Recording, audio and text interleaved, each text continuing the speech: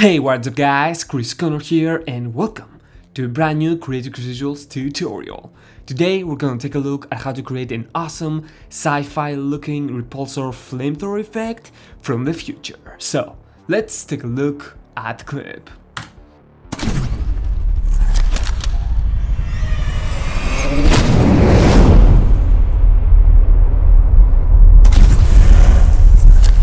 Pretty awesome. Now, this was first shown in last month's promo for the Repulsor VFX pack that's on the Creative Visual stores, link in the description, and I got some very good feedback from you guys, and many of you were actually very interested to see how I would incorporate the assets in the composition within After Effects to pull this off. So that's why we're here today. Now keep in mind we are going to be using the assets from the pack as well as some other things, but I also created an entirely different product that's basically the After Effects project files that include everything you need to pull this off, from the footage that I recorded with my camera, the VFX assets, the SFX assets, and of course the composition itself. So check that out if you want to follow this tutorial and have everything you need to pull this thing off too.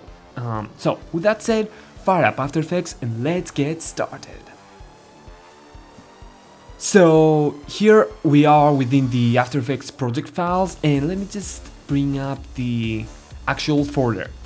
So as you can see, we have a wallpaper, the After Effects project file, the autosave sections, which we don't really need right now, and the footage. So if I click this thing, you can see we have the SFX assets, which are taken from many SFX products in the store, the VFX assets, which is basically a sample, I mean it's the entire clip, but it's a sample from the cinematic particles pack, and the repulsor flamethrower itself. So you go back, and of course you have the clips which were recorded with my 70D at that time.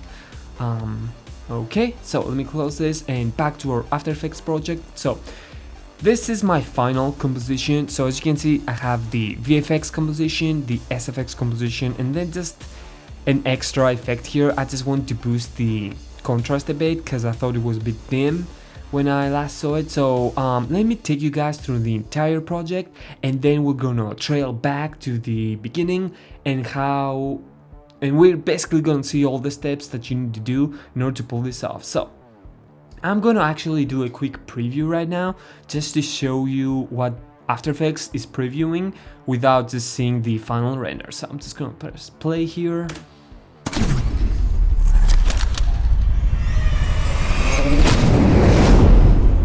Pretty cool and awesome. So yeah, as you can see, it's basically the same thing, and I had to put the resolution in half because, you know, recording and editing at the same time. But you can still see the small particles and everything. So I'm just gonna quickly show you the SFX composition, and basically I have all the sound assets that are within the project files, and I just put them on, and I just pre-compose to have the SFX as a separate composition basically. So we're not gonna be dealing too much with the SFX section because there's no point, because you guys want to see the visuals, right? Creative Visuals, get it? Anyways, so I'm gonna double click in the VFX composition and it's gonna open the actual composition. So things look a bit hectic at first, but it's actually a very straightforward effect. So if I go down to the last layer, you can see I have the 70D clip composition. So I'm gonna double click this one, and this is just the 70D clip, a bit edited. I have to admit, I just blurred out a bit of the sections surrounding me because the black screen I used had a bit of wrinkles, as you can see right there. So I just removed some of that, and yeah, that's basically it. But this is just the raw footage that I'm pretending to shoot this thing, and for some reason I'm very tired after yeah, who knows, maybe my awesome, definitely not prop, sci-fi glove thing is draining my energy or something. So as you can see, simple 70D clip, nothing else, just in the composition, because maybe you want to add something. So let's go back to the VFX Comp. So I'm gonna isolate this And as you can see, this is what we have. So I'm gonna start revealing some of the layers just to see what they do. So I'm gonna skip this one and you're gonna see why later. So I have a sharpening pass. Now if I zoom in here, even though it's half, you can see what it does. Basically it just gives a bit more sharpening to the image. I have a light leak. So this is basically what I do always when I have a black screen. I just try to simulate a bit of light source coming from the top or from the side, depending on how I set up my lights. So it's just a simple white solid.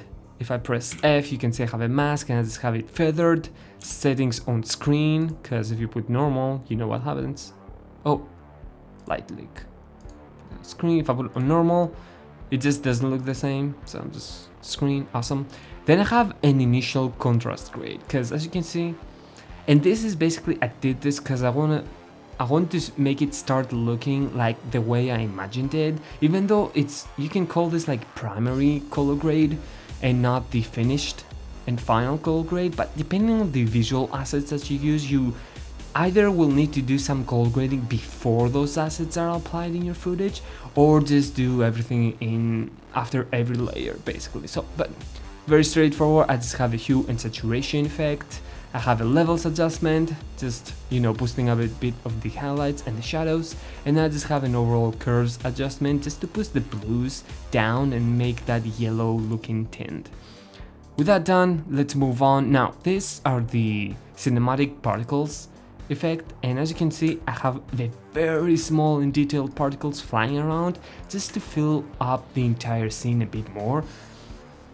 And yeah, so, and from then on, we just go on to have the actual effect used. Now, before we get started, I'm just gonna give you a very quick tip of how I pull this off so you guys don't get bored.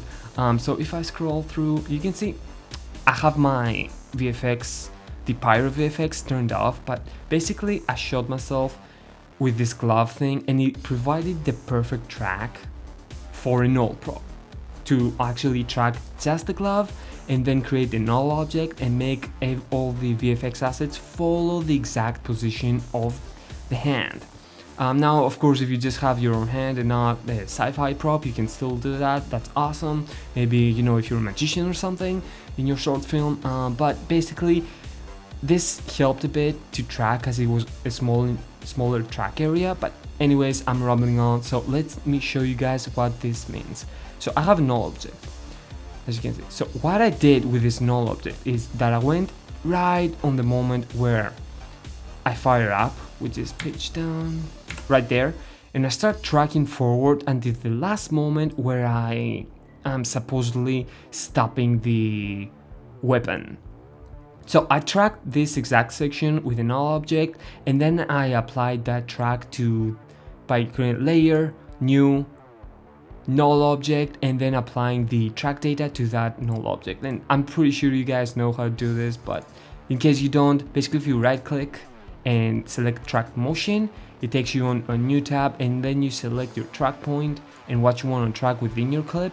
Make sure you're on a fuller resolution, and then you start tracking forwards and then make some small adjustments, and then you will edit target your null object that you created and apply the data to your clip. So now we have this null object that is going to track the hand in every position that it moves, so we can apply all the assets to that null object. So awesome.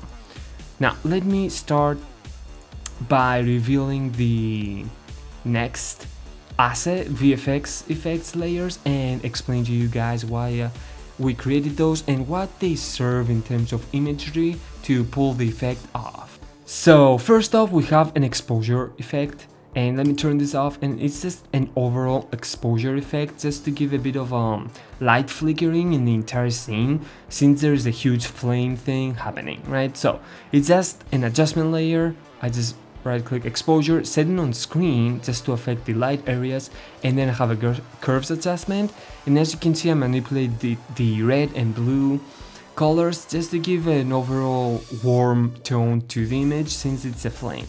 Then I went to effects, color correction and hit exposure, and this is the exposure effect. And basically what it does, as you can see, it manipulates the exposure. Now the cool thing is that by pressing Alt and click in the exposure, it opens up your expression control. So here you can let me Alt Control Z and just go here because I have the expression ready. So as you can see, I typed in an expression which is basically wiggle parentheses 25 comma 0.75, I think, if I can see. Yeah, so this is basically you can play around with the settings of the wiggle, but what it basically does is that it makes the exposure effect flicker super quickly, because you know when you have flames, the light source is not standard, so depending on the size of the flame at that second, the light will be either higher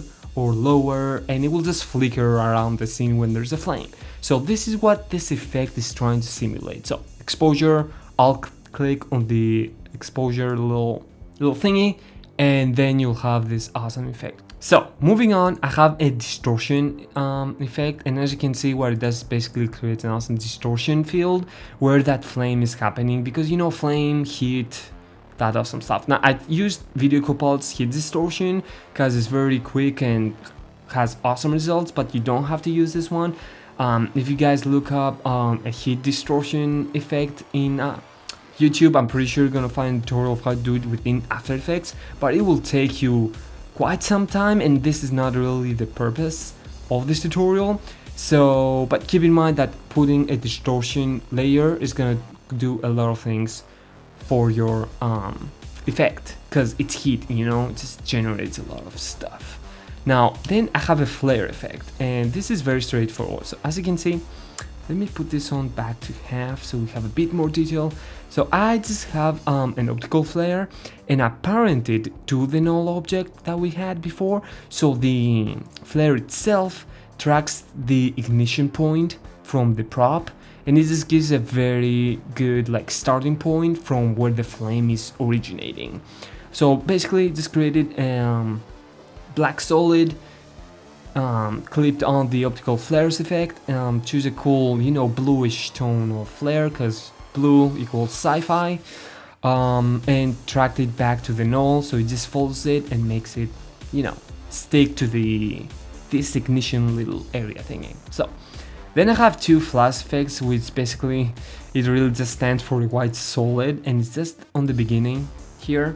So if I scroll, let me zoom in, page down, it's just a white solid just for one frame, just to give a bit of more like frantic ignition. And I have the same thing for the last frame where I stop the whole gun thing. So very straightforward. Now let's go on to the cool stuff. So the pyro VFX, if I open this up, the whole thing comes up, which is pretty cool. So let me open this composition just to show you guys how simple it is to pull. So here's what I have in this one. I have the repulsor flame effect, and I turned it to 3D. If you can't see this tab, just toggle this switch, and by clicking this thing, you're gonna turn your footage to 3D. So then I was able to click my rotation tool and play around with the rotation in 3D space, just to make it look more real, because you know, if it was just like this, it doesn't make sense based on the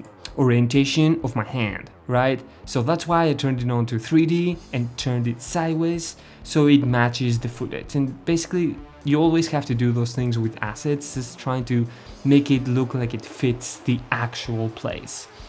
It has some adjustments, honestly, just slight curves and a bit of tint because it was too saturated. And then I have an adjustment layer with just a simple mask. If I press M, as you can see here, and I just tinted, let me close this too. So this is the original footage. I just tinted the edge of it and put a VC color vibrance effect just to make it blue. You know, it's a free plugin and it's awesome.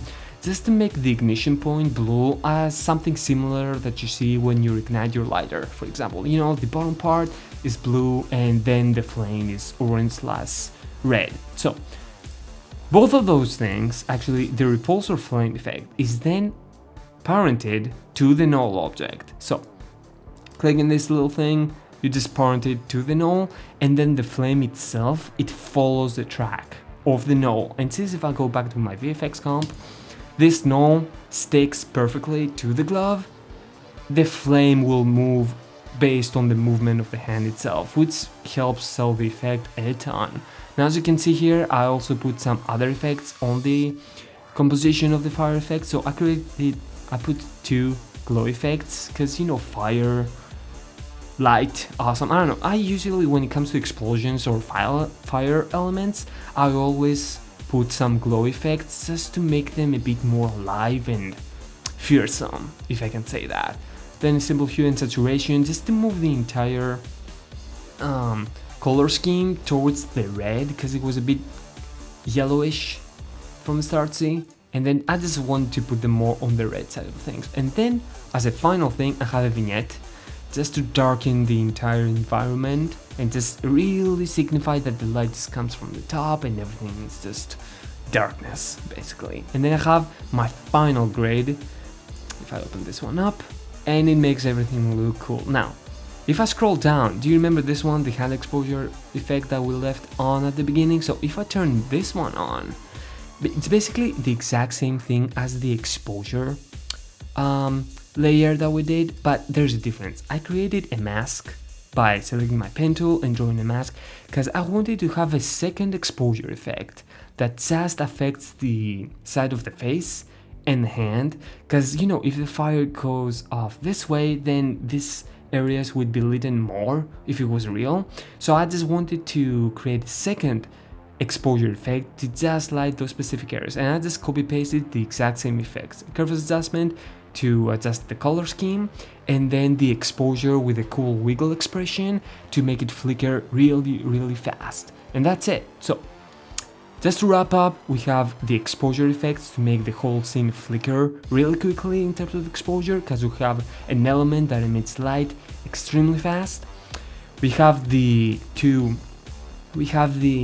particles effects just to give a bit more depth to the image, and we have a distortion effect that affects the heat waves that a fire element would create. We have a flare as our ignition step. We have the pyro effects, which is the most important part, and the grade. And of course, the most important thing of them all is a null object with the track data of our scene to basically stick all the assets that need to be tracked with the hand. So if I move back to the original, or better off final composition before rendering, everything is very nicely tucked away in their own individual compositions, and I can pre-render this and see how it looks. So, and also the initial thing that I talked to you about, I just did an extra grade step, let's say. I just boosted a bit the contrast of the image, because I thought it was just slightly overexposed, which sometimes I like, sometimes I don't, but with a simple levels adjustment, boom, awesome. So with this, we wrap up the overall tutorial thing. I know I did not do a step-by-step system, but honestly, it's a very straightforward effect that I think most of you guys, that I think all of you guys would be able to follow. Like, we start with a 70D clip, and then we track our point of emission, basically, and then we put all the awesome layers to sell the effect, which basically, I mean, if we take a step if we take them from step of importance, I would say it's first starts with the pyro effects, and then we move on to the flare, which is our ignition point. I mean, you can see that even with just these two things, it just looks cool, right? But then we add the exposure effect, both of the exposures. Just the sharpening thing, when we add the exposures, when we add the distortion, just to give a bit of more of a dynamic movement to the whole thing. Those do not matter. We put a cool grade effect just to make everything cinematic, and then we add the particles as well as the initial color grade. The overall thing looks pretty cool. So that's it, guys. I hope you enjoyed the tutorial, and do make sure to check the project files in the Creative Store as well as the other products that are up there, because they're very awesome, and it will help you get your project to the next level, basically. So My name is Chris Connor, and I'll see you guys on the next tutorial. Until then, stay creative and awesome.